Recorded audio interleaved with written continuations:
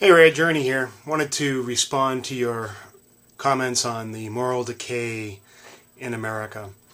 And I guess the first thing I want to say is that people's behavior or the culture is a direct reflection of its leadership. And it's that way in companies, governments, or local or national, it doesn't matter. So, for example, people in a corrupt company, if you follow up to the top leadership, more likely than not, that leadership is corrupt, and they incite this culture of corruption. And it's really the same way with government. We've elected officials, government officials, politicians, and they are corrupt.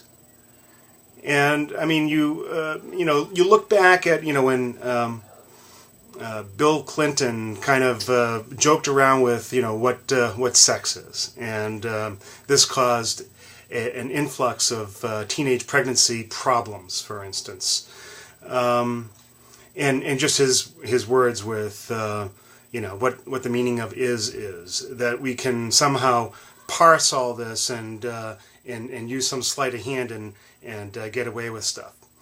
The idea that our government has enabled people to be able to purchase homes that have no business purchasing those homes. And why? That's a good question. I mean, you look at our politicians too, and their air of corruptness. They're the people that take bribes or are work hand in hand with some of the big business to manipulate our lives and extract every bit of tax that they can out of us, and essentially give it right back to those big companies. As a little guy, you look at that and you say, geez, everything is stacked against me. The only way that I'm going to make it in this life is do what they do. I'm going to bend the system to my will. They're going to give me the opportunity to buy a house when I don't deserve it? Great. Well, not only am I going to buy that house, but I'm going to extract every single little piece of credit I can out of that, and when the bill comes, when the reaper comes, I'm going to say, take it off my hands. I'm free. I got my boat, I got my car, I'm good. So, corruption, the culture of corruption is something that starts from the top, from the leadership. And really that's the problem.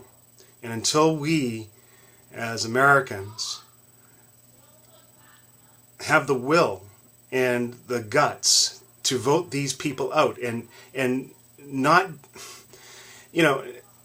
feel like we have to be beholden to them because they're giving us stuff or they're bringing home the bacon. I mean, come on. Have a longer term view. Put people in there with real moral character.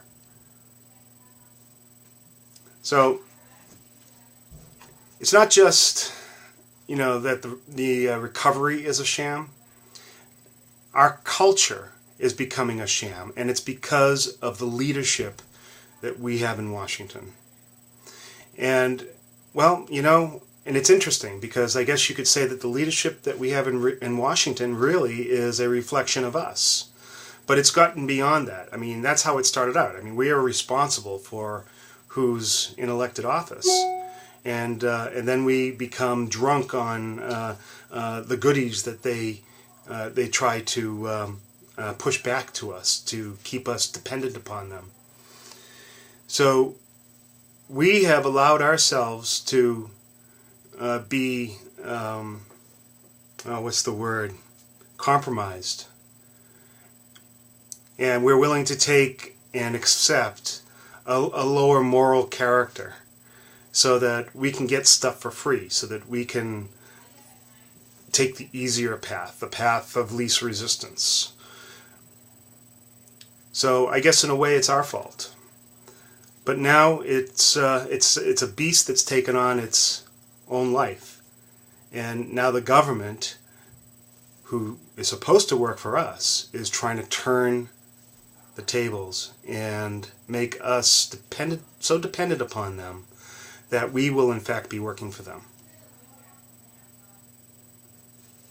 Sad.